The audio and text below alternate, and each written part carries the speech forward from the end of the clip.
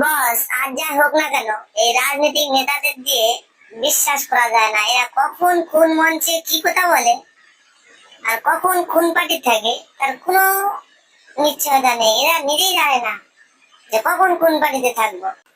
সব নেতারা নয়, কিছু কি তার সঙ্গে তো তার ছেলেরা। এই ছেলেরা কখন কোথায় দিয়ে কিভাবে কার খাবে কার নেব, কোনো বিচার করতে গেলে কত নেব, সেই দিকে সব ব্যস্ত। কিভাবে দেশের উন্নতি হবে, কিভাবে দেশের শিক্ষা এগিয়ে যাবে, কিভাবে সাধারণ মানুষের হাতে টাকা আসবে, ইনকাম বাড়বে, সেই চিন্তা ভাবনা এদের নেই। মঞ্চে উঠে শুধু দেখো, এ ওর গুতো, ও এর গুতো, এ ওর গুতো, ও এর গুতো, এ ওর নথিপত্র দেখাতে বলে তাই এ নথিপত্র দেখায়, ও আমাদেরকে নথিপত্র, এ ওকে চ্যালেঞ্জ দেয়। এসব ভাই রাজনীতি করতে এসো না। আর আমরা জনগণও সেই রকম ভাই, কখন কাকে যে ভোট দেবো নিজেই কনফিউজ।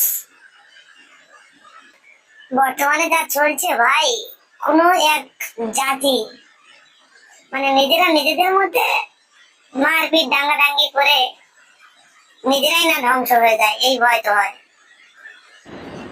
আর আমরা ভাই যারা ভোটার ভোটার,